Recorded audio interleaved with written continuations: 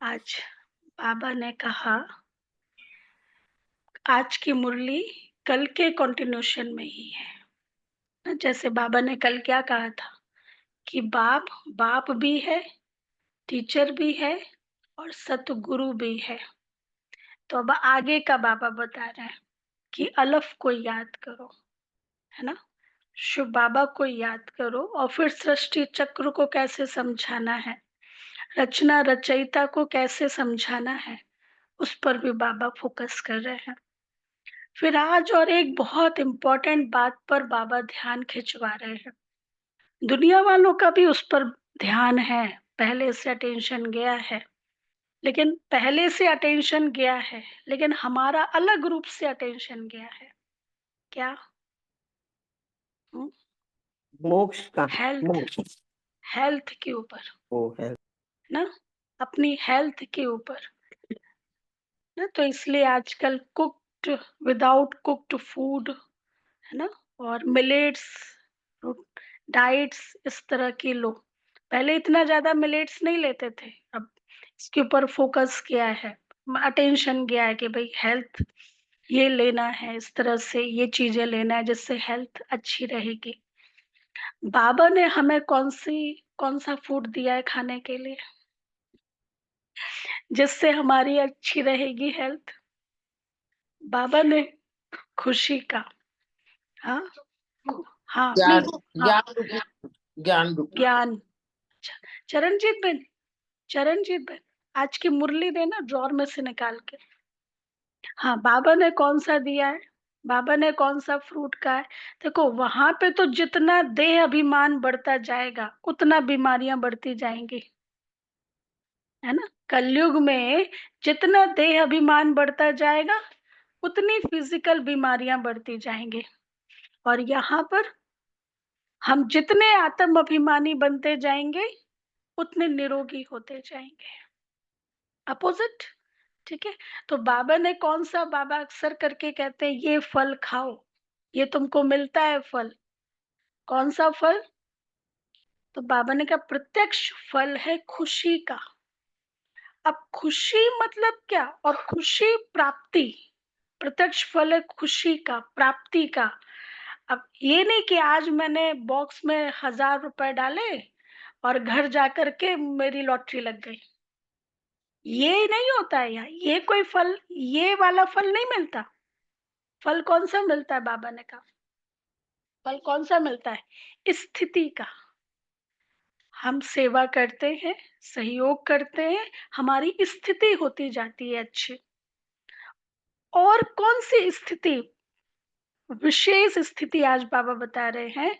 तो कहा समीपता की स्थिति, बाप के समीपता का अनुभव, ये निरंतर बढ़ता जाता है। और ये बाप के समीपता का अनुभव होने से क्या प्राप्ति होती है? जितना हम बाबा के समीप है, ये अनुभव हम कर रहे हैं, तो उसका रिफ्लेक्शन क्या है, क्या प्राप्ति होती है? खुशी और संतुष्टता और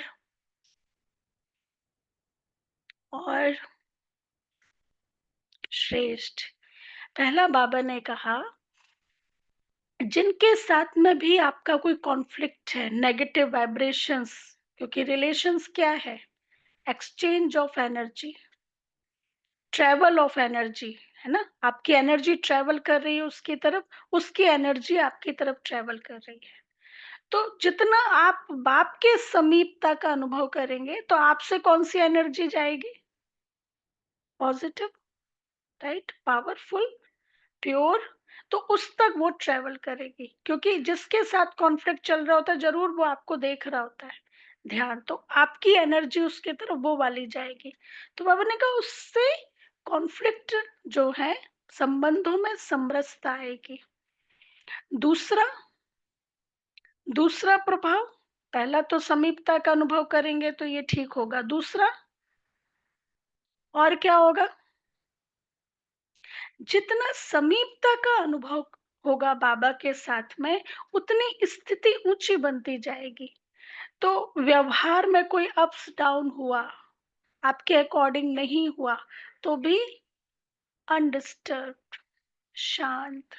अपनी स्थिति से दूसरों को भी शांत कर देंगे, अपनी स्थिति से ही मैसेज दे देंगे, उदाहरण मूर्त बन जाएंगे।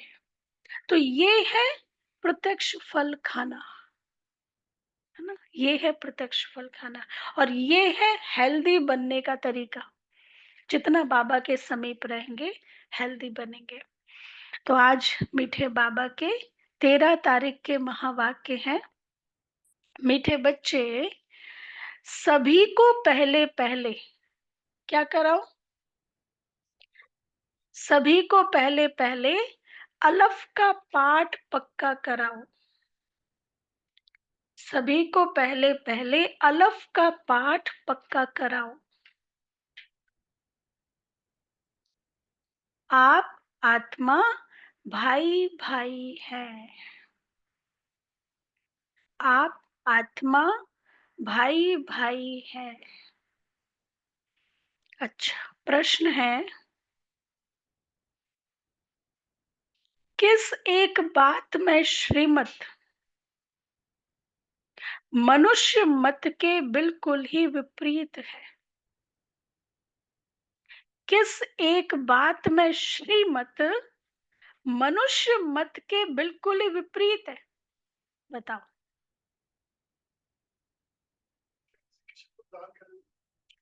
किसी को दान कर देते हैं, वो नहीं करना है, मतलब ऐसे ही। हाँ, ठीक है। और सर्वव्यापी की मत, देखो बाबा क्या कहते हैं। उत्तर है, मनुष्य मत कहती है हम मोक्ष में चले जाएंगे, हम मोक्ष में चले जाएंगे। और श्रीमत कहती है यह ड्रामा अनादि अविनाशी है, मोक्ष किसी को मिल नहीं सकता। भल कोई कहे यह पाठ बजाना हमको पसंद नहीं, भल कोई कहे कि यह पाठ बजाना हमको पसंद नहीं, परंतु इसमें कुछ भी कर नहीं सकते। पाठ बजाने आना ही है, कोई चाहे या ना चाहे, आना ही है। श्रीमत ही तुम्हें श्रेष्ठ बनाती है, श्रीमत ही तुम्हें श्रेष्ठ बनाती है। मनुष्य मत तो अनेक प्रकार की है। कोई क्या कहता है, कोई क्या कहता है। मनुष्य मत तो अनेक प्रकार की है।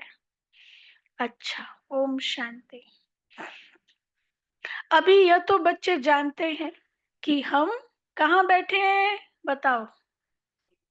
सम्मुख बैठे हैं, हम बाबा के सामने बैठे हैं। इसलिए अब हम मुरली सुनेंगे, यही एक कॉन्शियस रहे, बाबा सुना रहा है।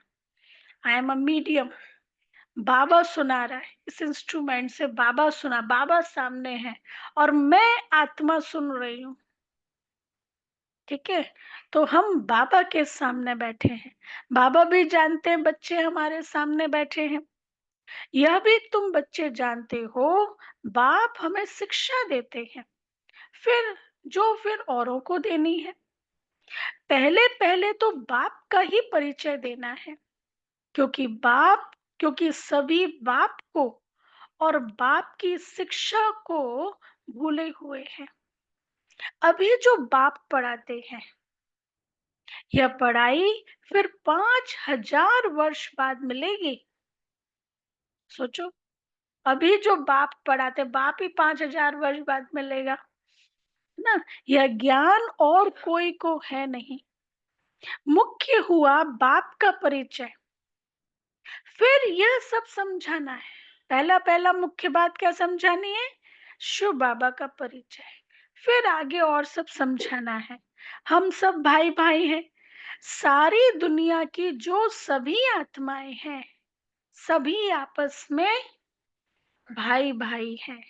सभी अपना मिला हुआ पार्ट इस शरीर द्वारा बजाते हैं। अभी तो बाप आए हैं नई दुनिया में ले जाने के लिए, जिसको स्वर्ग कहा जाता है। परंतु अभी हम सब भाई पतित हैं, एक भी पावन नहीं है, इसलिए जा नहीं सकते हैं ना।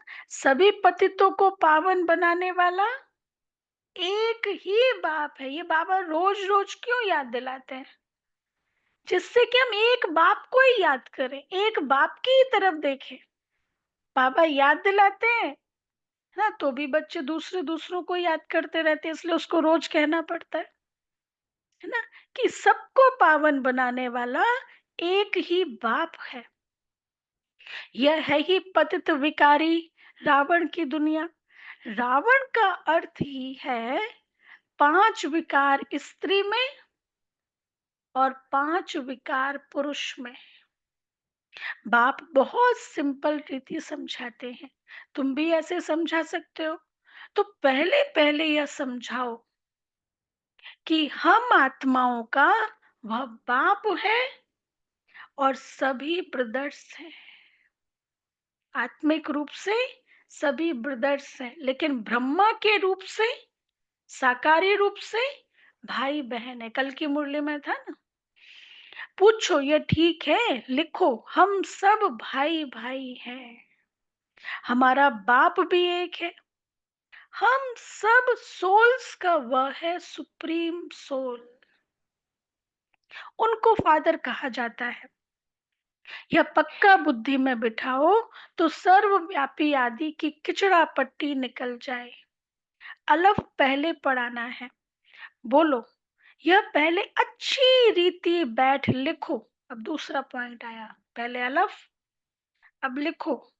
आगे सर्वव्यापी कहता था, अब समझता हूं सर्वव्यापी नहीं है ना। हम सब भाई भाई हैं।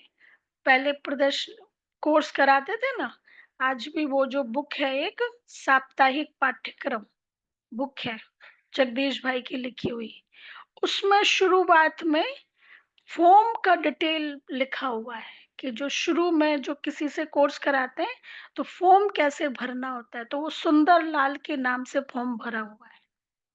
तो उसमें एक पॉइंट आता है कि परमात्मा सर्वव्यापी है या नहीं है। ऐसे किसी को फॉर्म चाहिए हो कोर्स के पहले का, तो साप्ताहिक पाठ्यक्रम की बुक में फर्स्ट पेज, उसमें वो फॉर्मेट है फॉर्म का। तो बाबा कहते हैं सब आत्माएं कहती है गॉड फादर, परम पिता, परमात्मा, अल्लाह। पहले तो यह निश्चय बिठाना है कि हम आत्मा है, परमात्मा नहीं है ना। पहला कहा अलफ को याद करना है, अलफ का परिचय देना है। फिर कहा सर्वव्यापी की बात। फिर कहा ये निश्चय बिठाना है कि हम आत्मा है, परमात्मा नहीं है। और इसके पहले कहा कि हम आत्मा परमात्मा के बच्चे हैं, अर्थात आपस में भाई भाई हैं। ना हमारे में परमात्मा व्यापक है, सभी में आत्मा व्यापक है, परमात्मा नहीं। आत्मा शरीर के आधार से पाठ बजाती है, यह पक्का कराओ। आत्मा पाठ बजाती है। इसलिए शुरू शुरू में जब कोर्स कराते थे तो उसमें जो होमवर्क देते थे, तो यही ये प्रैक्टिस करो अभी भी, कि मैं आत्मा इन आंखों से देख रही हूँ, मैं आत्मा इस मुख से बोल रही हूँ, मैं आत्मा इन कानों से सुन रही हूँ। तो ये पक्का करो। अच्छा, फिर वह बाप सृष्टि चक्र के आदि मध्यंत का ज्ञान सुनाते हैं। बाप ही टीचर के रूप में बैठ समझाते हैं। लाखों वर्ष की बात नहीं है, यह चक्र आदि अनादि है, निरंतर चलता रहता है। इक्वल कैसे है इसको जानना पड़े। सत्युग त्रेता पास्ट हुआ, नोट करो। उनको कहा जाता है स्वर्ग और सेमी स्वर्ग। सत्युग है स्वर्ग और त्रेता युग है सेमी स्वर्ग।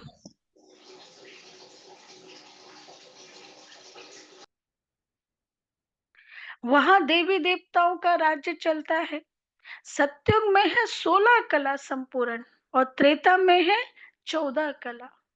सत्युग का प्रभाव बहुत भारी है। नाम ही है स्वर्ग, हेवन। नई दुनिया सत्युग को कहा जाता है, उसकी ही महिमा करनी है। नई दुनिया में है ही एक आदि सनातन देवी देवता धर्म। अब बाबा नई दुनिया की तरफ आए, आत्मा सुनाया, परमात्मा सुनाया, सर्वव्यापी की बात सुनाई, ब्रदरहुड की बात सुनाई, और हर एक शरीर में आत्मा है, परमात्मा नहीं है। अब आए नई दुनिया की तरफ, कोर्स करा रहे ना बाबा। हाँ, सीढ़ी नई दुनिया की तरफ। अच्छा, सत्युग का प्रभाव बहुत भारी है। नाम ही है स्वर्ग, हेवन। नई दुनिया सत्युग को कहा जाता है, उसकी ही महिमा करनी है। नई दुनिया में है ही एक धर्म, आदि सनातन देवी देवता धर्म। चित्र भी तुम्हारे पास है निश्चय कराने के लिए। यह सृष्टि का चक्र फिरता रहता है। इस कल्प की आयु ही 5,000 वर्ष है। अब सूर्यवंशी चंद्रवंशी तो बुद्धि में बैठ गया ना, सूर्यवंशी चंद्रवंशी। विष्णुपुरी ही बदल राम सीतापुरी बनती है। विष्णुपुरी ही बदल राम सीता। विष्णुपुरी कौन सी है? सत्युग। और राम सीतापुरी त्रेता युग। उनकी भी डायनेस्टी चलती है ना। 2 युग पास्ट हुए, फिर आता है द्वापर युग। फिर उसके बाद आता है रावण का राज्य। हाँ, द्वापर युग से रावण का राज्य। देवताएं वाम मार्ग में चले जाते हैं, तो विकार का सिस्टम बन जाता है। सत्युग त्रेता में सभी निर्विकारी होते हैं। एक आदि सनातन देवी देवता धर्म रहता है। चित्र भी दिखाना है और ओरली भी समझाना है। बाप हमको टीचर होकर ऐसे पढ़ाते हैं। बाप अपना परिचय खुद ही आकर देते हैं। अब आया संगम युग, तो इतना समझाया। सत्युग त्रेता द्वापर कलयुग, रावण राज्य शुरू होता है। अब उसी में ही संगम युग। बाप अपना परिचय खुद ही आकर के देते हैं और टीचर बन के पढ़ाते हैं। खुद कहते हैं मैं आता हूं पतितों को पावन बनाने के लिए, तो मुझे फिर शरीर जरूर चाहिए, नहीं तो बात कैसे करूं। मैं चैतन्य हूं, सत्य हूं, अमर हूं। इसलिए क्या कहते हैं सच्चिदानंद। मैं चैतन्य हूं, सत्य हूं, अमर हूं। सतो रजो तमो में आत्मा आती है। आत्मा ही पतित, आत्मा ही पावन बनती है। आत्मा में ही सब संस्कार है। पास्ट के कर्म व विकर्म का संस्कार आत्मा ले जाती है ना। लास्ट में संगम युग के बाद सब परम धाम जाएंगे ना, तो किसने कैसा पुरुषार्थ किया, उस आधार पे, मतलब आत्मा अपने साथ संस्कार ले जाती है, उस आधार पे उसको जन्म मिलता है। तो बाबा बता रहे गीता में भी अक्षर है। अभी तुम प्रैक्टिकल में यह बातें समझ रहे हो, जानते हो कि बाबा आया हुआ है। क्यों आया है भाई बाबा? पतित से पावन बनाने। और क्यों आया है बाबा? घर ले जाने। बाबा आया हुआ है पुरानी दुनिया को बदल नई दुनिया बनाने, जहां कर्म अकर्म हो जाते हैं। अर्थात जिस कर्म को करने से ना पाप है ना पुण्य है, वो है अकर्म। उनको ही सत्युग कहा जाता है। और यहाँ फिर यह कर्म विकर्म ही होते हैं, जिसको कलयुग कहा जाता है। तुम अभी हो संगम पर। बाबा दोनों ही तरफ की बात सुनाते हैं। एक एक बात, एक एक बात अच्छी रीति समझें। बाप टीचर ने क्या समझाया? अच्छा, बाकी है गुरु का कर्तव्य। सबसे लास्ट में तो गुरु का कर्तव्य आएगा ना। हुँ? गुरु का पाठ शुरू हो चुका। हाँ, बाप टीचर सदगुरु, बाबा ने कहा था ना एक अव्यक्त मुरली में कि अभी गुरु का भी पाठ शुरू होगा। बाप का हुआ, टीचर का, अब गुरु का भी पाठ शुरू होगा। अब ये नहीं बाबा ने बताया कब होगा, लेकिन कहा था। हाँ, वरदान भी देता है, वो तो है। हम लोग भोग भी लगाते हैं, लेकिन एक गुरु का पाठ मतलब क्या? गुरु का पाठ शुरू होना मतलब क्या? मतलब बाप की रीति से प्यार है, गुरु की रीति से। हाँ, गुरु की रीति से टोटली आपने ये नहीं किया, ये किया, ऐसा किया, उस आधार पे आपको रिजल्ट। ये ये है। दादी गुलजार जी का वो एग्जाम्पल है ना कि जो लंदन के कौन सी दीदी है, गोपी दीदी, वो बॉम्बे गए दादी के लास्ट दिनों में 2017-2018। तो गुलजार दादी लेटे हुए थे। दादी तो क्वारंटाइन ही थे 3 साल से। तो गोपी दीदी ने पूछा, दादी आपको बाबा दिखाई देता है? कहा हाँ, बाबा दिखाई देता है। क्या करते हुए बाबा दिखाई देता है? तो दादी ने क्या कहा? ऑब्जर्वर। बाबा चेक चेक कर, ऑब्जर्वर। बाबा चेक कर रहा है कि बच्चे की स्थिति इस सिचुएशन में कैसी है। पढ़ा दिया टीचर ने, अब ऑब्जर्व कर रहा है। तो ये पार्ट किसका है? गुरु का ही है ना एक तरीके से। पिता तो शिक्षा दिए बिना नहीं रहेगा, गुरु का। फिर वो तो है मुक्ति, जीवन मुक्ति गुरु का ही कार्य है, लेकिन ऑब्जर्वर। तो बाबा कहते हैं एक एक बात अच्छी रीति समझे। बाप टीचर ने क्या समझाया, अच्छा, बाकी है गुरु का कर्तव्य। उसको बुलाया ही है कि आकर हम पतितों को पावन बनाओ। आत्मा पावन बनती है, फिर शरीर भी पावन बनता है। आत्मा पावन बनती तो आत्मा अब वूम के अंदर जाएगी, तो जैसी आत्मा वैसा फर्नीचर क्रिएट होगा, है ना? फिर तो शरीर भी पावन बनेगा। तो इस तरह से आत्मा पावन बनती है तो शरीर भी पावन बनता है। जैसे सोना वैसे जेवर भी बनता है। 24 कैरेट का सोना लेंगे और खाद नहीं डालेंगे तो जेवर भी ऐसा सतो प्रधान बनेगा। अलाय डालने से फिर तमो प्रधान बन पड़ता है, क्योंकि खाद पड़ती है ना। पहले भारत 24 कैरेट पक्के सोने की चिड़िया था। पापा कहते पहले भारत 24 कैरेट पक्के सोने की चिड़िया था, अर्थात सतो प्रधान नई दुनिया थी, फिर अब तमो प्रधान है। पहले प्योर सोना है, नई दुनिया पवित्र, पुरानी दुनिया अपवित्र। खाद पड़ती जाती है। यह बाप ही समझाते हैं, और कोई मनुष्य गुरु लोग नहीं जानते। बुलाते भी हैं कि आकर हमको पावन बनाओ। सतगुरु का काम है, सतगुरु का काम है क्या? वानप्रस्थ अवस्था में मनुष्यों को गृहस्थ से किनारा कराना।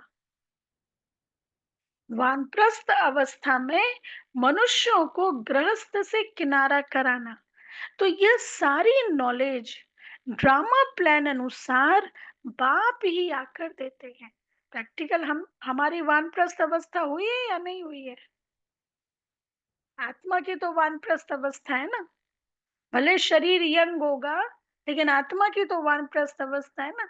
तो इसलिए अब बाबा कहते हैं अब भूलो, देह सही देह के संबंधों को भूलो, शिव बाबा को याद करो, रहो उसमें, लेकिन बुद्धि से बाप की याद रहे। तो यह सारी नॉलेज ड्रामा प्लान अनुसार बाप ही आकर देते हैं। वह है मनुष्य सृष्टि का बीज रूप। वही सारे वृक्ष की नॉलेज समझाते हैं। शिव बाबा का नाम सदैव शिव ही है। बाकी आत्माएं सब आती है पाठ बजाने, तो भिन्न भिन्न नाम धराती है, बाप को बुलाते हैं, परंतु बाप को बुलाते हैं, परंतु उन्हें जानते नहीं कि वह कैसे भाग्यशाली रथ में आते हैं। तुमको पावन दुनिया में ले जाने के लिए, इसलिए उन्होंने भागीरथ कह दिया है। भागीरथ ने गंगा को बुलाया, है ना? तो बाबा कहते हैं, तो बाप समझाते हैं, मैं उनके तन में आता हूँ जो बहुत जन्मों के अंत में है और पूरा 84 जन्म लेते हैं। कौन है? ब्रह्मा बाप। राजाओं का राजा बनाने के लिए इस भाग्यशाली रथ में प्रवेश करना होता है। पहले नंबर में है श्री कृष्ण, वह है नई दुनिया का मालिक। फिर वही नीचे उतरते हैं सूर्यवंशी, चंद्रवंशी, वैश्यवंशी और शूद्रवंशी। फिर संगम युग पर ब्रह्मावंशी, संगम युग पर ब्रह्मावंशी। ब्रह्मावंशी बनते हैं गोल्डन से सिल्वर, फिर तुम आयरन से गोल्डन बन रहे हो। बाप कहते हैं, मुझ एक अपने बाप को याद करो जिसमें मैंने प्रवेश किया है। इनकी आत्मा में तो जरा भी यह नॉलेज नहीं थी, इनमें मैं प्रवेश करता हूँ, इसलिए इनको भाग्यशाली रथ कहा जाता है। खुद कहते हैं, मैं इनके बहुत जन्मों के अंत में आता हूँ। गीता में अक्षर एक्यूरेट है। गीता को ही सर्वशास्त्रमयी शिरोमणि कहा जाता है। इस संगम युग पर ही बाप आकर ब्राह्मण कुल और देवी देवता कुल की स्थापना करते हैं। औरों का तो सबको मालूम है ही, इनका कोई को पता नहीं है कि कैसे ये स्थापना हो रही है, किस तरह से, ये नहीं पता। और धर्मों का तो पता है, ये तो गुप्त है ना। बहुत जन्मों के अंत में अर्थात संगम युग पर ही बाप आते हैं। बाप कहते हैं, मैं क्या हूं? क्या हूं? अब कौन सा चित्र आएगा कल्प, वो सीढ़ी के बाद कल्प वृक्ष। तो उसमें बाबा क्या है? बीज रूप। तो बाप कहते हैं, मैं बीज रूप हूं। हाँ, अर्थात सारा ज्ञान मुझ में समाहित है, मैं बीज रूप हूँ। श्री कृष्ण तो है ही सत्युग का रहवासी, उनको दूसरी जगह तो कोई देख ना सके, ना त्रेता ना द्वापर, सत्युग का रहवासी है। पुनर्जन्म में तो नाम रूप देश काल सब बदल जाता है। पहले छोटा बच्चा सुंदर होता है, फिर बड़ा होता है, फिर वह शरीर छोड़ दूसरा छोटा जन्म लेता है ना। यह बना बनाया खेल है, ड्रामा के अंदर सब फिक्स है ना। जैसे यहाँ बैठे हैं, 5,000 साल बाद भी ऐसे बैठे होंगे। जो सिचुएशन होके गई है, 5,000 साल बाद फिर ऐसी ही रिपीट होगी। सब फिक्स है। दूसरे शरीर में तो उनको श्री कृष्ण नहीं कहेंगे। अब देखो बाबा ने ये अम, राज रिवील किया है। दूसरे शरीर में तो उनको श्री कृष्ण नहीं कहेंगे। पहले क्या कहते थे? 8 जन्म 8 नाम होंगे क्या? मतलब एक ही जन्म में श्री कृष्ण नाम होगा, दूसरे जन्म में 8 जन्म तो 8 नाम चेंज हो जाएगा।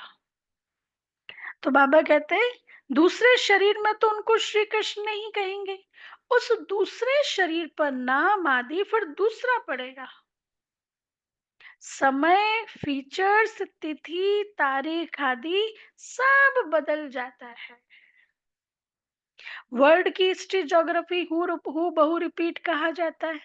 तो यह ड्रामा रिपीट होता रहता है।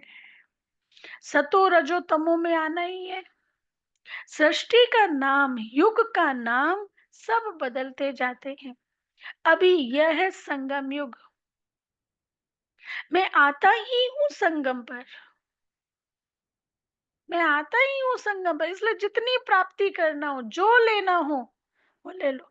पहले कहा जाता था कि भगवान धरती पर आ चुका है, ब्रह्मा कुमारी इसमें पहले कहा जाता था भगवान आ चुका, भगवान आ चुका। अब क्या कहा जाता है?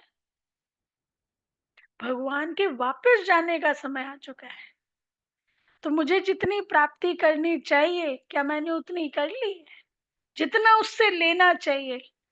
तो बाबा कहते हैं बाप हमारा बाप भी है, गुरु है, जो फिर सतो प्रधान बनने की युक्ति बहुत अच्छी बताते हैं। हम्म। गीता में भी ये देह सही देह के सब धर्म छोड़ अपने को आत्मा समझो। अब वापस अपने घर जाना है। जाने का समय कोई चाहे या ना चाहे, क्योंकि आत्मा के अंदर रिकॉर्डिंग ही नहीं है। तो पार्ट प्ले क्या करेंगे? कोई चाहे ना चाहे जाना है। भक्ति मार्ग में कितनी मेहनत करते हैं भगवान पास जाने के लिए, वह है मुक्ति धाम। कर्म से मुक्त हम इन कॉर्पोरियल दुनिया में जाकर बैठते हैं। पाठधारी घर गया तो पाठ से मुक्त हुआ। पाठधारी घर गया तो पाठ से मुक्त हुआ। सब चाहते हैं हम मुक्ति पावे, परंतु परंतु मुक्ति तो किसी को नहीं मिलती ना। मुक्ति तो किसको मिल ना सके, यह ड्रामा अनादि अविनाशी है। कोई कहे यह पाठ बजाना हमको पसंद नहीं है, तो बाबा ने क्या कहा? अब परंतु इसमें कोई कुछ कर ना सके, यह अनादि ड्रामा बना हुआ है, एक भी मुक्ति को नहीं पा सकते। थोड़े समय के लिए मुक्ति धाम जा सकते हैं, जाते हैं, लेकिन वहीं रह जाएं ऐसा नहीं हो सकता। वह सब है अनेक प्रकार की मनुष्य मत, यह है श्रीमत श्रेष्ठ बनाने के लिए। मनुष्य को मनुष्य को श्रेष्ठ नहीं कहेंगे, देवताओं को श्रेष्ठ कहा जाता है, क्योंकि दैवी गुण है। देवताओं को श्रेष्ठ कहा जाता है, उन्हों के आगे सब नमन करते हैं, तो वह श्रेष्ठ ठहरे ना। परंतु यह भी किसको पता नहीं है। अभी तुम समझते हो कि 84 जन्म तो लेना ही है। श्री कृष्ण देवता है, वैकुंठ का प्रिंस, वह यहां कैसे आएगा? ना उसने गीता सुनाई, सिर्फ देवता था, इसलिए सभी लोग उनको पूजते हैं। हाँ, श्री कृष्ण ही बड़े होके नारायण है, इसलिए सब उनको पूजते हैं। देवता है पावन, वो तो पतित ठहरे। कहते भी हैं मुझ निर्गुण हारे में कोई गुण नहीं। आप हमको ऐसा बनाओ, शिव के आगे जाकर कहेंगे हमको मुक्ति दो। वह कभी जीवन मुक्त जीवन बंध में आते ही नहीं, इसलिए उन्हें पुकारते हैं कि हमको मुक्ति दो। किसके सामने? शिव के मंदिर में। क्यों? क्योंकि वो जीवन मुक्ति और जीवन बंध के चक्कर में नहीं आते, इसलिए शिव का नाम क्या है? सदा शिव। जीवन बंद चक्कर में नहीं आते, अजन्मा। भगवत गीता में कहा ना, और भी कई ऐसे नाम है, स्वयंभू, स्वयं ही भू पर आते हैं, जन्म मरण के चक्र से न्यारे हैं।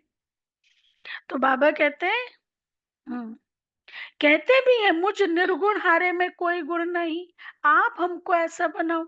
शिव के आगे जाकर कहेंगे हमको मुक्ति दो। वह कभी जीवन मुक्त जीवन बंध में आते ही नहीं, इसलिए उन्हें पुकारते रहते हैं मुक्ति दो। जीवन मुक्ति भी वही देते हैं। अभी तुम समझते हो, अब ये तो दुनिया वालों की बात हो गई कि मुक्ति किसी को नहीं मिल सकती। अभी तुम समझते हो बाबा और मम्मा के हम सब बच्चे हैं, उनसे हमें अथाह धन मिलता है। मनुष्य तो बेसमझी से मांगनी करते रहते हैं, बेसमझ तो जरूर दुखी ही होंगे ना। कृपा, तो कृपा करो, कृपा को तोड़ो, उस शब्द को, कर धन पा, करोगे तो पाओगे। दया, दया शब्द है ना, दया को उल्टी रीति से पढ़ो, याद, याद करोगे तो अपने आप दया होगी। तो बाबा कहते रहते मनुष्य तो बेसमझी से मांगते रहते हैं, बेसमझ तो जरूर दुखी ही होंगे ना, अथाह दुख भोगने पड़ते हैं। तो यह सब बातें बच्चों की बुद्धि में रखनी है। अब बाबा तुमको समझदार बनाते हैं, अर्थात सुखों का रास्ता बताते हैं। बेसमझ से दुखी होते हैं, समझदार बनने से तरीका समझ आता जाता ना। अच्छा, एक बेहद के बाप को ना जानने के कारण कितना आपस में लड़ते रहते हैं, आर्फन बन पड़े हैं। वह होते हैं हद के ऑर्फन्स, और यह है बेहद के ऑर्फन। सारे संसार के लोग उस पिता को ही नहीं जानते, अपने माता पिता को ही नहीं जानते, अनाथ। बाप नई दुनिया स्थापन करते हैं, अभी है ही पतित आत्माओं की पतित दुनिया। पावन दुनिया सत्युग को कहा जाता है, पुरानी दुनिया कलयुग को कहा जाता है। तो बुद्धि में यह सब बातें हैं ना, कि अब हम सत्युग की दुनिया में जा रहे हैं, इसलिए पुराना कोई भी चिंतन चले नहीं। इसलिए उसके लिए कौन सी पावर चाहिए? पुरानी बातें, पुराना चिंतन, पुराना कैसा भी व्यवहार किया हो किसी ने, कौन सी पावर चाहिए? हम्म, लेट गो। और हाँ, लेट गो, फॉरगिव, फॉरगेट। ये कब हो सकता है? फॉरगिव कब कर सकते हैं? हाँ, फॉरगेट कब कर सकते हैं? कब उसको माफ कर सकते हैं, कब भूल सकते हैं? बीती को बिंदी। कोर में कौन सी पावर चाहिए? कोर में कौन सी पावर चाहिए? आत्मिक, अच्छा, आत्मा के जो 7 गुण है उसमें से कौन सा गुण चाहिए? सहन शक्ति। सहन आत्मा के जो करना। 7 गुण है उसमें से कौन सा गुण चाहिए? प्रेम और पवित्रता। जितना ये प्रेम होगा ना, उतना भूलना इजी होगा। प्रेम में क्या होता है? माफ कर देते हैं। देखो, उसकी बातें क्यों याद आ रही है, उसने कैसा व्यवहार किया, क्यों याद आ रही है? क्यों याद आ रही है? क्योंकि उसको आपने फेस किया, उसको आपने माफ भी किया, लेकिन उसको सॉल्यूशन करके या उसके पॉजिटिव रूप में उसको माफ नहीं किया, है ना। इसलिए बाबा क्या कहते हैं, कई बारी मुरली में कहते हैं, किसी का नेगेटिव व्यवहार को पहले पॉजिटिव में कन्वर्ट करो, है ना। एक अच्छे रूप में कन्वर्ट करो, अच्छा है ये प्रॉब्लम आई, मेरा पुरुषार्थ अच्छा हो गया, या जो भी पॉजिटिव रूप में कन्वर्ट करो, तो उसको माफ करना इजी हो जाएगा। और पॉजिटिव कौन कर पाएगा? जिसके अंदर अंदर में शुभ भावना है, कल्याण की भावना है, प्यार है। तो ये बाबा कहते हैं, ठीक है। तो बाबा कहते हैं तुम्हारी बुद्धि अब नई दुनिया में जानी चाहिए, अभी है ही पतित आत्माओं की पतित दुनिया।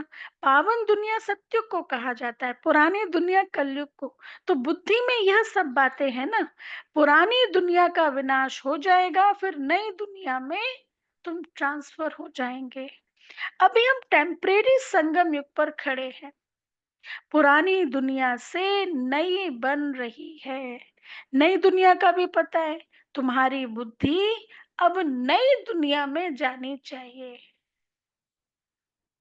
उठते बैठते यही बुद्धि में रहे कि हम पढ़ाई पढ़ रहे हैं, बाप हमको पढ़ाते हैं। स्टूडेंट को यह याद रहना चाहिए, फिर भी फिर भी वह याद नंबरवार पुरुषार्थ अनुसार रहती है। बाप भी नंबरवार पुरुषार्थ अनुसार याद प्यार देते हैं। अच्छा पढ़ने वाले को टीचर जरूर प्यार जास्ती करेंगे ना। कितना अंतर पड़ जाता है। अब बाप तो समझाते रहते हैं, बच्चों को धारणा करनी है, एक बाप के सिवाय और कोई भी तरफ बुद्धि ना जाए।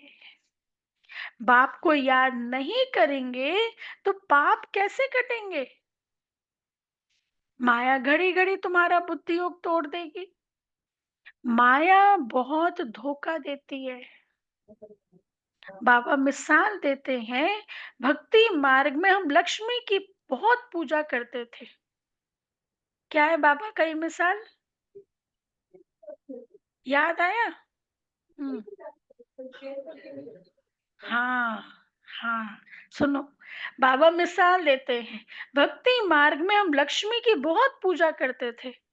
चित्र में देखा लक्ष्मी पांव दबा रही है, तो उसे मुक्त करा दिया। पेंटर को कहा नहीं, इक्वल चाहिए, दोनों साथ में खड़े हो, ऐसा चित्र बनाओ। उनकी याद में बैठते, जब बुद्धि इधर उधर जाती थी तो अपने को थप्पड़ मारते थे। बुद्धि और तरफ क्यों जाती है। अच्छा, फिर आखिरी विनाश भी देखा और स्थापना भी देखी। साक्षात्कार की आश पूरी हुई, समझा अब यह नई दुनिया आती है, हम यह बनेंगे। बाबा ने साक्षात्कार किया तो समझा अब, फिर उसके बाद सत्युग का साक्षात्कार हुआ। तो बाबा को कहा, वो आवाज आई, तुमको ऐसी नई दुनिया लेके आनी है। तो ब्रह्मा बाबा ने दोनों हाथ ऐसे करके कहा, मैं ऐसी दुनिया लेके नहीं आ सकता। दोनों हाथ। फिर आवाज आई, दुनिया नई लाने वाला मैं हूं, मुझे तुम्हारे तन का आधार चाहिए। है ना। फिर तो वो बाबा के मन में क्वेश्चन था कि मेरे तन का आधार लेके दुनिया नई कैसे आएगी।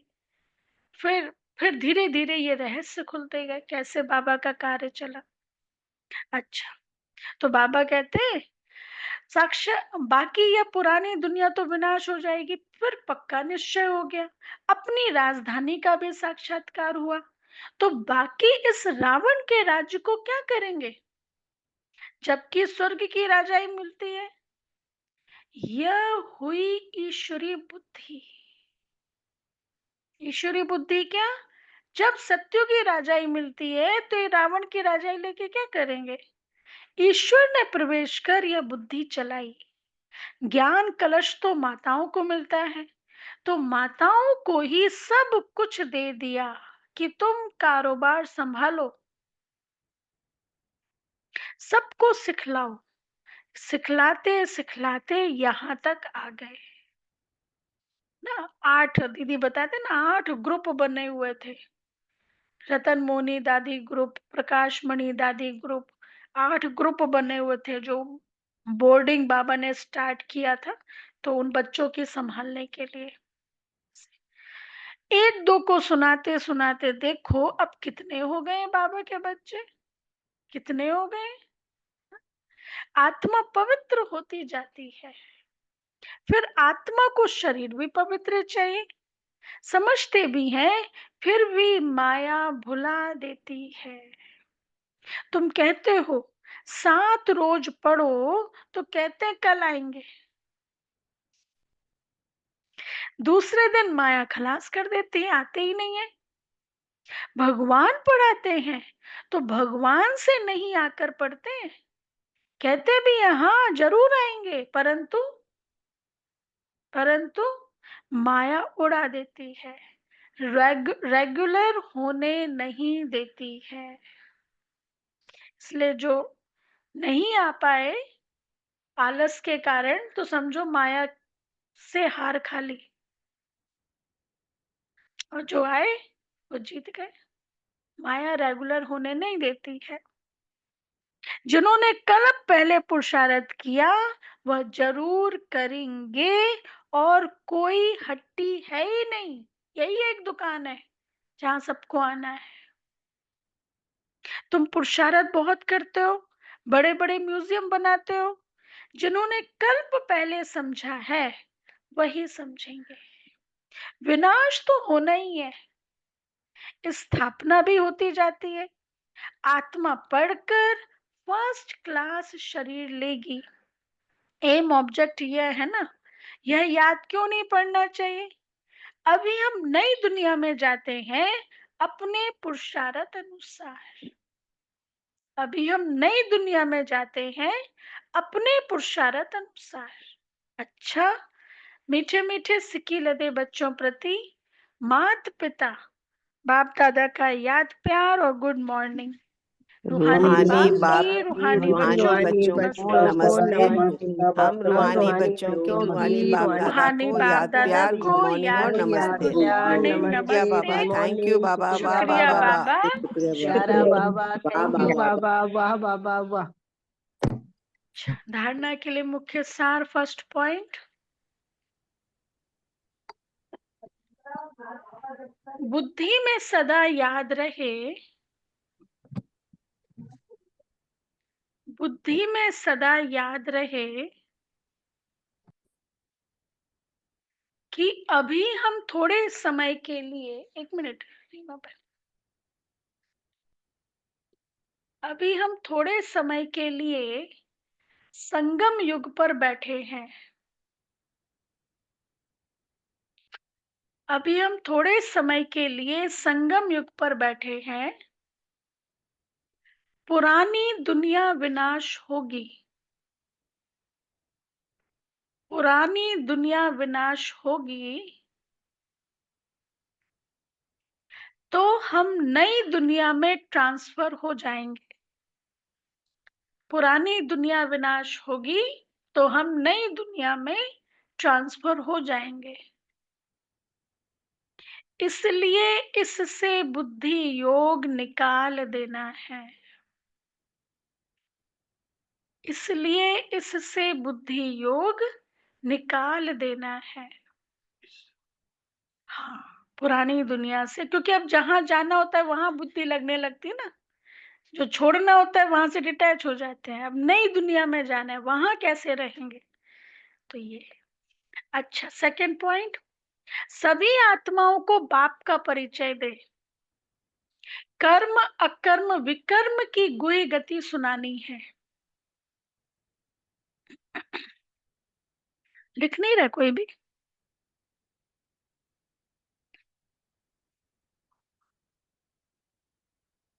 क्लास के बाद डिटेल बता देंगे।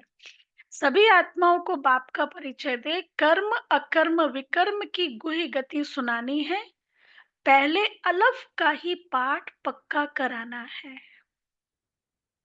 पहले अलफ का ही पाठ पक्का कराना है। अच्छा, वरदान है, श्रेष्ठ प्राप्तियों के प्रत्यक्ष फल द्वारा, श्रेष्ठ प्राप्तियों के प्रत्यक्ष फल द्वारा सदा खुशहाल रहने वाले एवर हेल्दी भव। डिटेल, संगम युग पर अभी अभी किया और अभी अभी श्रेष्ठ प्राप्ति की अनुभूति हुई, यही है प्रत्यक्ष फल। सबसे श्रेष्ठ फल है कौन सा? समीपता का अनुभव होना, बाबा के समीप है हम। सबसे श्रेष्ठ फल है समीपता का अनुभव होना। बाबा की किरणें आ रही हैं, बाबा के गुणों का अनुभव हो रहा है, शक्तियों का अनुभव हो रहा है, ये सबसे श्रेष्ठ फल है। आजकल साकार दुनिया में कहते हैं कि फल खाओ तो तंदुरुस्त रहेंगे, हेल्दी रहने का साधन फल बताते हैं। और आप बच्चे हर सेकंड प्रत्यक्ष फल खाते ही रहते हो, इसलिए एवर हेल्दी हो ही। यदि आपसे कोई पूछे कि आपका क्या हाल चाल है, तो क्या कहेंगे? हाँ, तो बोलो कि फरिश्तों की चाल और खुशहाल है ना। जब हमारी दादियां हॉस्पिटल में एडमिट होते थे ना, तो डॉक्टर आते थे देखने के लिए, तो डॉक्टर कहते थे इनके सामने तो हम पेशेंट हैं, इनके सामने तो हम दादी उनसे, डॉक्टर को पता है ये बीमारी है, बहुत पेन हो रहा होगा, लेकिन दादी उनसे पूछती थी डॉक्टर से, आप ठीक हो? दादी पूछ, इसलिए कई डॉक्टर्स की सेवा हुई, जो दादी हॉस्पिटल में गए, एडमिट हुए, तो कई डॉक्टर्स की सेवा हुई। ये जो हमारा ग्लोबल हॉस्पिटल है, ये इस तभी बना था जब निर्वैर भाई और प्रकाश मणि दादी हॉस्पिटल में थे। तभी वहां पे इस तरह से प्रेरणा आई थी और एक डॉक्टर को संकल्प आया था इस तरह से।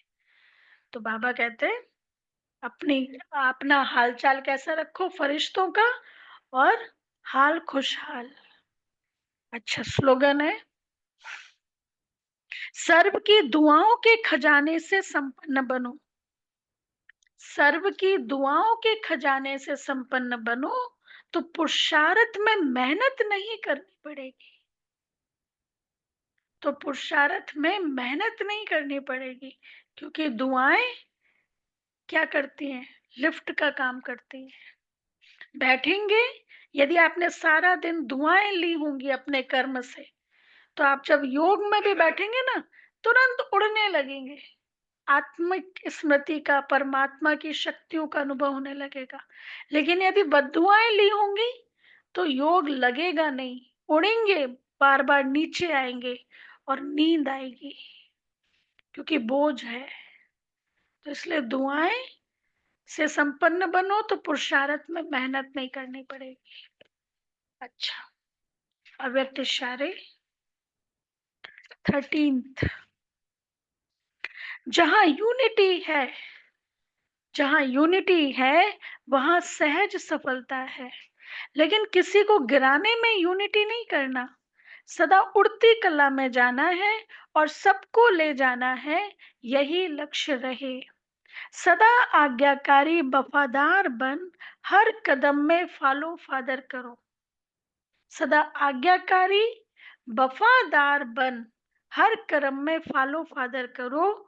जो बाप के गुण वह बच्चों के, जो बाप का कर्तव्य वह बच्चों का, जो बाप के संस्कार वह बच्चों के, यही सफलता मूर्त बनने का आधार है। अब जैसे बाबा का एक गुण है दुख हरता सुख करता, ठीक है, बाबा का है ना दुख हरता सुख करता। अब प्रैक्टिकल सिचुएशन में तो हम है ना उसके साथ, हम यदि उससे तो नेगेटिव रोल प्ले करेंगे, तो हम कौन से वाइब्रेशंस दे रहे हैं, क्या दे रहे हैं, हम दुख दे रहे हैं। लेकिन यदि हम पॉजिटिव रोल प्ले करेंगे, अच्छा व्यवहार करेंगे, तो क्या दे रहे हैं, सुख दे रहे हैं। तो यदि हम उसको सुख दे रहे हैं, तो हम ये बाबा का काम कर रहे हैं, क्योंकि ये बाबा का काम है दुख हरता सुख करता। तो किसकी दुआएं मिल रही है, भगवान की दुआएं मिल रही है। अच्छा, ओम शांति।